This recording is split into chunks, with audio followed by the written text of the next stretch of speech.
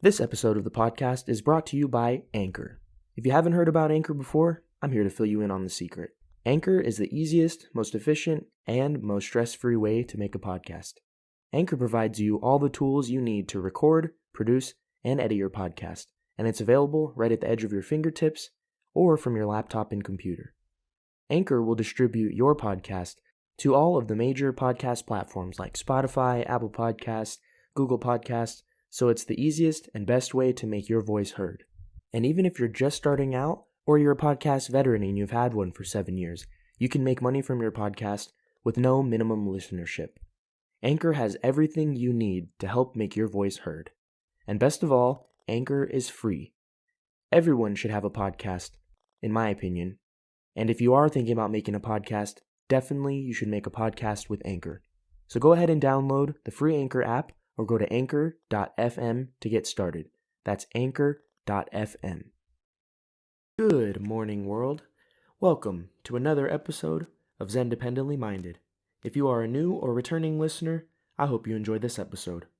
And if you're interested in more combat sports, news, analysis, predictions, discussions like this episode, or if you're interested in satirical and kind of serious world news reactions and discussions and analysis, then I also do that on this podcast if you are a new listener. If you're returning, obviously you know that.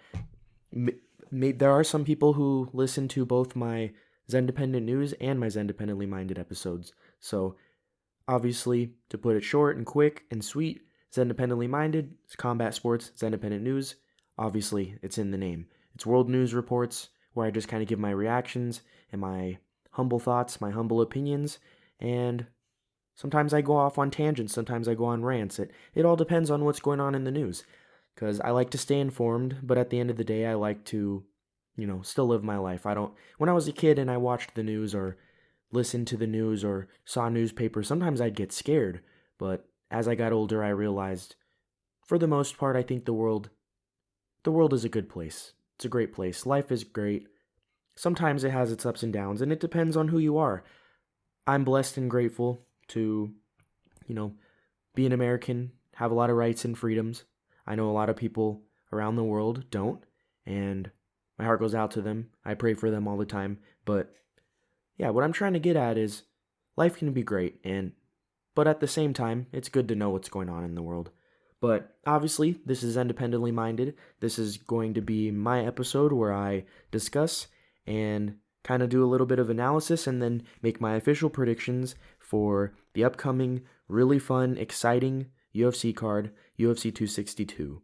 So I'm going to predict the entire main card, and I'm going to start off with the first fight. So this card, just a little bit of a backstory for this. This is going to be at the Toyota Center. This is, I think, from now on, every pay-per-view event, possibly, I think also the fight nights too are going to have full crowds, which is really exciting. It's fun to have the crowds back. It's fun to have the fans back, and I get jealous every time there's a fight night or there's a pay-per-view. Just knowing that I have not gone to a UFC event before, but I definitely will. I will eventually one day make my way over there. I'm here in Europe.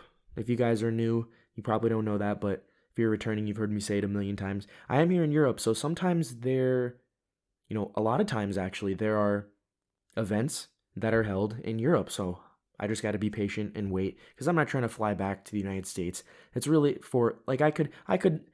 it's totally an option to fly to Houston and to see this card or whatever. Obviously, it's too late. It's sold out, but it's just not a smart financial choice, and I'd have to take off work, and it's a whole thing. So I'm waiting to see in the future if there are any really big cards that are here in Europe. I know last year me and a buddy of mine were going to, him and his wife, and then me and my girlfriend were going to go to Ireland to watch and attend UFC Fight Night Dublin. I want to say it was in Dublin, and that was supposed to be headlined by Robert Whittaker and Darren Till, which would have been super fun, but then of course coronavirus shut down the entire world, and then they had to move all the fights to the Apex Center, and yeah, so we all know that story. But yeah, so like I was saying, this card is stacked. This entire event is stacked, and every single fight I think on the main card,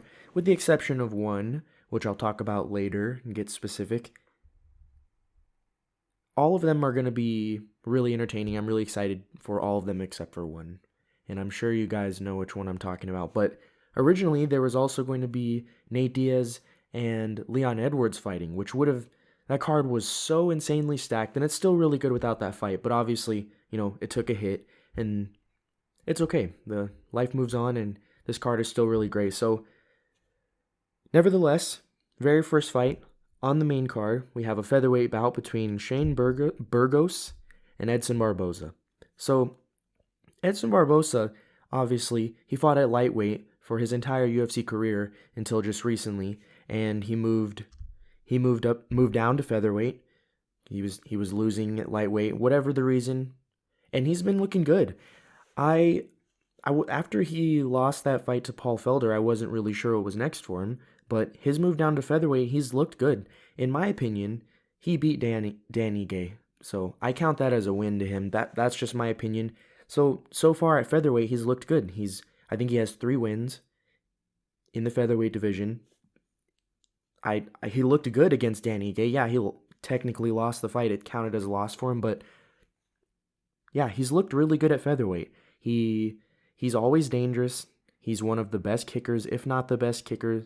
I don't think he's the best, but he's definitely one of the best and most dangerous kickers in the UFC. He can put anybody out. We've seen him. There was even a crazy, I want to say it was a spinning back kick or spinning side kick that he landed on. Khabib landed flush.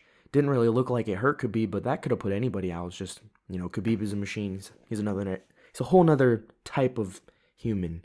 But yeah, he's been looking good at featherweight, and I'm sure he's really confident and excited coming into this fight. And then as far as Shane Burgos goes, he's climbing up, and he's a win or 2 away from being a serious contender. Obviously, he's coming off of a loss to Josh Emmett. That was a fun back and forth.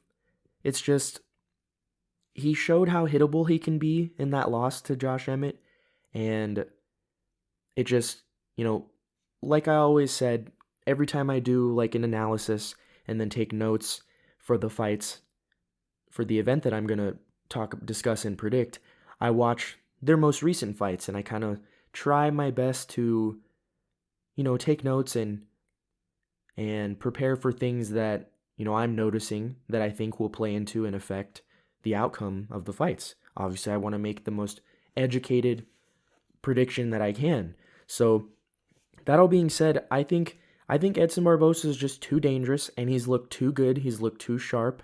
He hasn't taken as much damage at featherweight as he did it up at lightweight. We did see him get completely mauled to death almost by Khabib when, he was just not able to get up. When Khabib took him down, he was stuck on the floor, and obviously nobody's going to have a grappling advantage over Khabib. He's the best at what he does, or what he did, and, he's retired now. And then we also have seen him get outstruck and even knocked out before. When he fought Justin Gaethje, he was trying to get out of range. Gaethje caught him with a perfectly placed hook and then put him out. So we've seen him get knocked out before. We've seen him get outgrappled, outstruck. But I just think he's too experienced, and he's just going to be able to better exploit those openings that, that Shane Burgos kind of showed that he, there are openings that you see in his stand-up game. Like I said, his most recent fight, his loss to Josh Emmett. I think Edson is just too smart and too intelligent of a striker to not exploit those openings, and I think he will land those bigger shots and just do more damage. Like I said, land more shots, and in the end, I think that Edson Barboza is going to win by decision.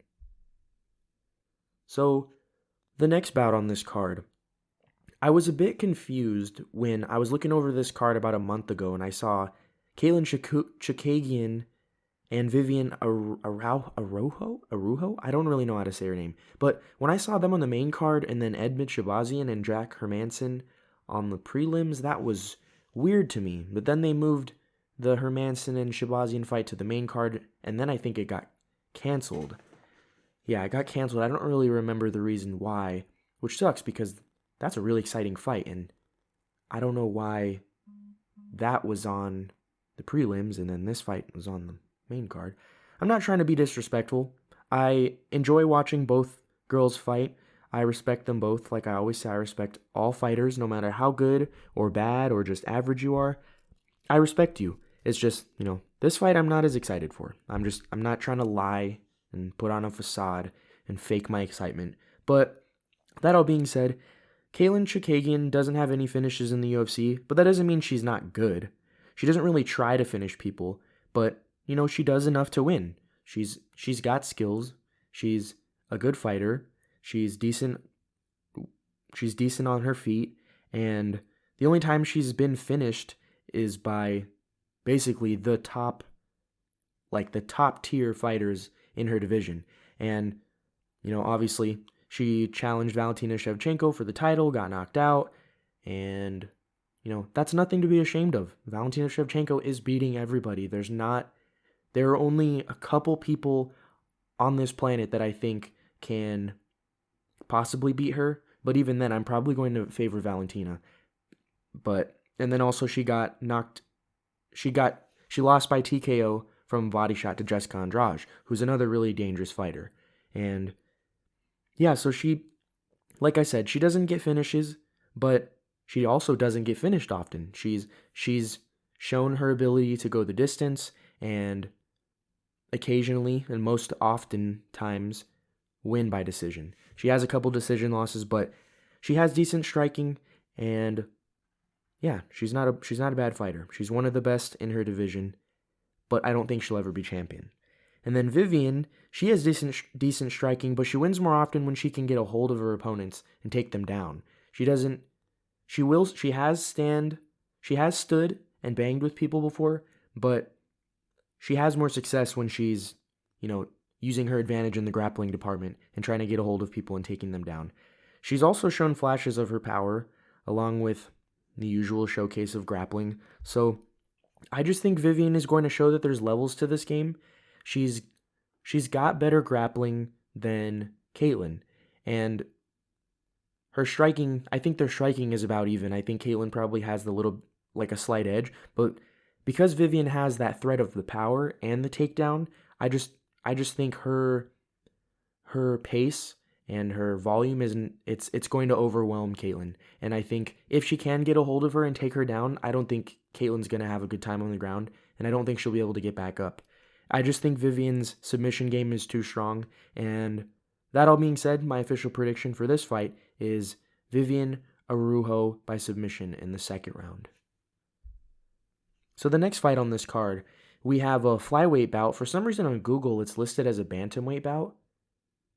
Both guys are flyweights. I think one of them has missed weight before, so maybe it got moved up to bantamweight.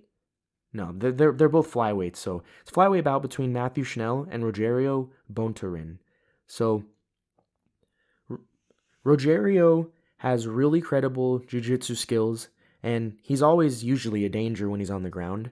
But that all being said, he has more submission wins than he has submission losses, but he has been subbed and he's been KO'd before. So he's shown that he is finishable, but he doesn't get finished often. So it's not like the dude's getting knocked out and submitted all the time. And then Matthew Schnell is a submission master. Almost all of his finishes, I think he has 8 submission wins. He has quite a few finishes, a few decision wins, but most of his finishes come by sub. And then, so he's the bigger threat when it comes to the submission game, but he's also been knocked out a few times in his professional career. So just Rogerio's, his kind of ability and his, I don't want to say weakness, but that's what I'm going to say, weakness to getting submitted, I think that's what Matthew Schnell is going to exploit. And I think that his grappling is just going to carry him straight to a submission win in the first round. That's what I think is going to happen. I don't think the fight's going to be standing up too long. I think Matthew Schnell is going to try to assert his dominance in the ground game, in the grappling department, and I think he's going to successfully submit Rogerio Bontorin. I hope I'm saying his name right. I should have listened to John Anik announce him, or the announcers, before I did this. maybe I'll do that for my next episode. But Matthew Schnell, submission, first round. It's my official prediction. So moving on to the co-main event, we have a really, really exciting and kind of pivotal bout for both fighters in this fight. We have a lightweight bout between Beneil Dariush and Tony Ferguson. So, a little bit of background on Beneil, if you don't know. He's on a pretty impressive 6-fight win streak. And if he is able to beat Tony Ferguson, this will put him up into that really deep and exciting and talent-rich and skill-rich, top 5 contender group that is the lightweight division. There are so many really dangerous and really talented, great fighters that could all beat each other on any given night. That all being said, Tony Ferguson, of course, we all know Tony Ferguson. He's had a rough stretch for his past 2 fights. He got basically completely dominated by Charles Oliveira, who is fighting in the main event for the lightweight title. And then before that, he just got completely pieced up and beat up by Justin Gaethje. And then before those 2 losses, he was on a 12-fight winning streak. He should have fought for the title. I think he was done dirty. He knows he was done dirty. And I am a little worried, though, because he's still talking trash to Khabib. He's still kind of chasing Khabib, even though Khabib is retired. And it sucks because obviously he wanted to get that title. He was the interim title holder, and then he got stripped for being injured, which sucked. That shouldn't have happened. They should have waited for him to heal to get a title shot. And then him and Khabib were booked 4 or 5 times. Obviously, we all know the story. So those 2 straight losses have been pretty definitive on Ferguson's part in a negative way. So he's going to have to show really serious improvements and be at the top of his game to beat Beneil. Because Beneil, he's lost in the past before, of course. He's been knocked out. It was kind of a fluke knockout the last time he lost to Alexander Hernandez, because we saw Alexander Hernandez just completely, after Cowboy head kicked him, because he was an exciting prospect. Once Cowboy ended that hype train, it was it. Nothing. Alexander Hernandez hasn't done anything since then, really. That's impressive.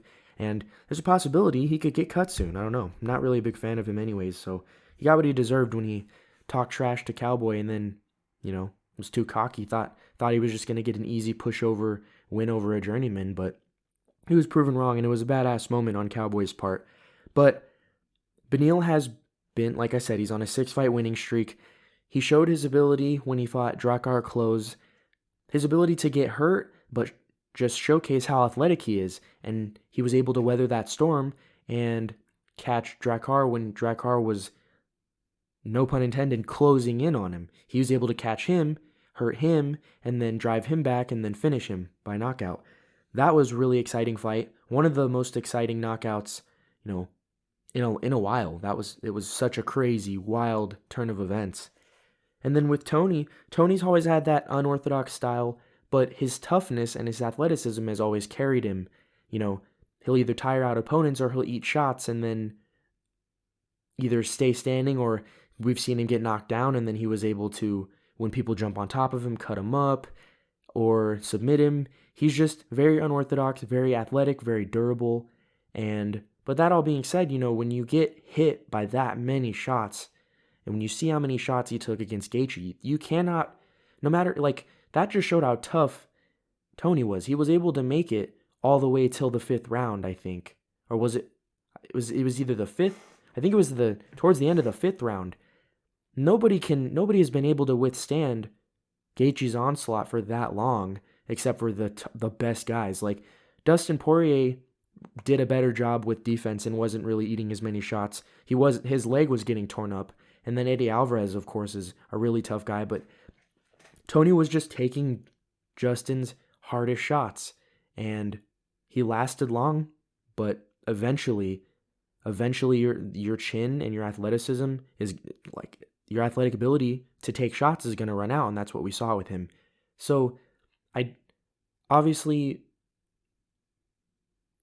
Tony Ferguson is looking to improve. He's not stupid. He's been getting in contact with some old coaches from when he was on his winning streak.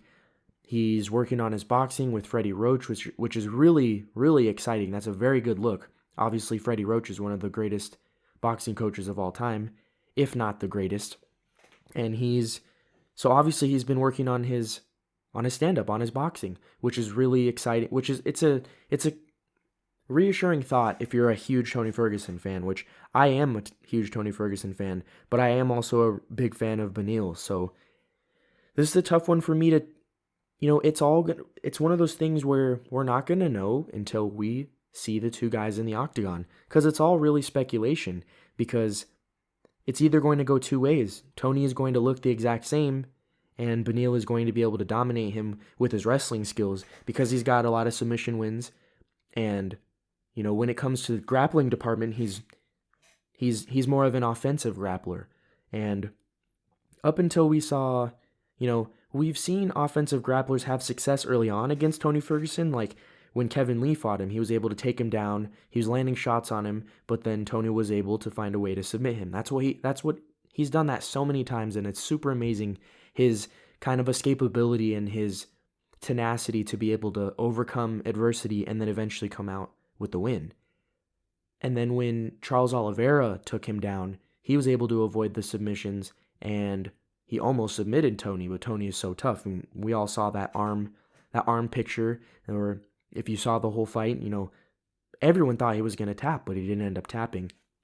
So it could go one of two ways. Tony can show really big improvements and strides in the striking department and be able to maybe possibly catch Beneil with that, that lead hand uppercut he's hit a lot of guys with. He could, start landing elbows. We've seen Tony be able to stand and strike. It's just Beneil carries power. He's a big guy. He's a powerful guy.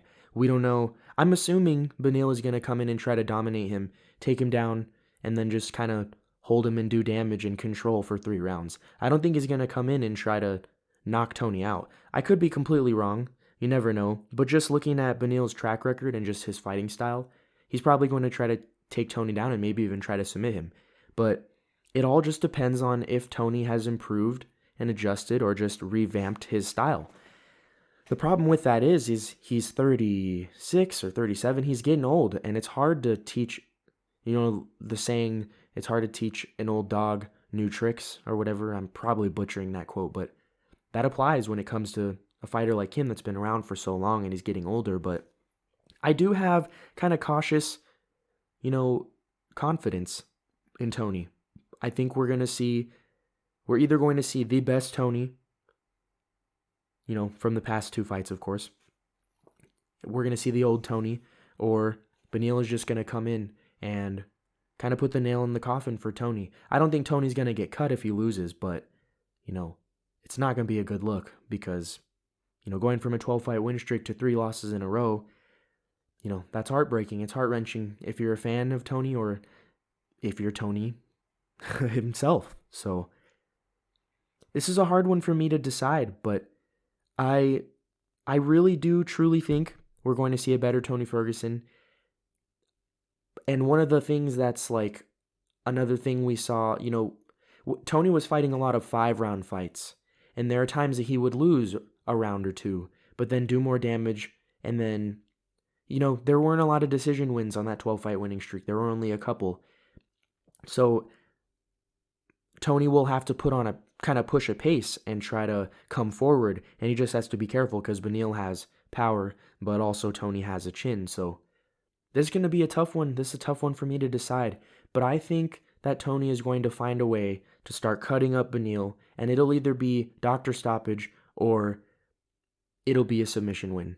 So I think I'm predicting a finish on Tony Ferguson's part. I'm leaning more towards a submission win. I think he might be able to catch Beneil in a Darce choke. Not sure, but I'm more confident in Tony Ferguson. But it's one of those things. It's like 50.1% versus 49.9%. It's a very even matchup, and it could go either way. But my official prediction, Tony Ferguson will win by submission, and he'll do it in the 3rd round. So moving on to the main event, we have a vacant lightweight title bout between Michael Chandler and Charles Oliveira. So I've been putting a lot of thought into this fight. I've been putting a lot of thought into both fighters, and they're kind of contrasting but a little bit of similar styles. And I'm really excited for this fight. I'm really high on both guys. Obviously, I was taken by surprise at how good Michael Chandler looked in his UFC debut. I've always been the type of fan I watch Bellator fights every once in a while. I watch Glory, I watch One, but I still do genuinely think that the best fighters in the UFC, the champions, the top 5, most of them will beat the top 5 in the champions in Bellator and One and Glory Kickboxing. I just think the UFC is the cream of the crop. I don't think I'm not saying there's no good fighters in One or there's no good fighters in Bellator, but I just think if we had the whole entire roster, at least the ranked roster and the champions from the UFC fight guys in Bellator, most of the UFC guys are going to win. There are some Bellator guys that can beat the UFC fighters, of course. But I wasn't convinced that Michael Chandler was going to be able to come in, get thrown straight into the fire, and fight someone as tough and talented and skillful as Dan Hooker. And, obviously we saw him telegraph that left kind of overhandish hook perfectly. And it was so impressive because Michael Chandler, he's really dangerous everywhere. He has power, but in my opinion, I think he's more dangerous as a wrestler, as a grappler, and submission artist because he's a lot of submission wins, and yeah, he's just really dangerous. He showed how much power he has when he was able to just come in and knock out Dan Hooker. Not a lot of people have been able to finish Dan Hooker with strikes, so that was super impressive, and I'm really high on Michael Chandler. That being said, Charles Oliveira, I'm really, really hyped up and excited about him too because he's been around for a long time. He's had a couple losses, but for the most part, being up at lightweight has been, that was a career-changing decision that he made to move up, and it's a hard one to pick because Charles Oliveira is on a really impressive win streak, but to me, the strength for Charles Oliveira lies in, I think his striking is good. I don't think it's amazing, but I think it's good. I think his advantage is in his submission game. And he has most of his wins by submissions. I think he has, but he also has a lot of knockouts. He has a lot of finishes. The guy is really good, but I think he has the most submissions in UFC history, which is, if there's any indicator that he's dangerous on the ground, it's the fact that he has the most submissions in UFC history. The guy has submitted so many really good fighters, and the only times he's really lost, he's been submitted a couple times, so it's not like his grappling defense is bulletproof, but his advantage is going to be, his most sure pathway to victory is going to be by trying to submit Michael Chandler. The problem is Michael Chandler's never been submitted. So I'm not saying that's the only way he can win because he has really solid striking. He's knocked out quite a few people and he's pieced up quite a few people on the feet. He pieced up Tony Ferguson in every department. It was actually really crazy. But also like I said, he's shown weaknesses a couple times in the past, but right now I think he's at his absolute peak as far as performance, and he's in his prime. We're going to see the best versions of both guys, and I'm really excited because, I don't want to make it sound like I'm dismissing Charles Oliveira, but as far as striking goes, I think it's pretty even. I think that Michael Chandler has more power.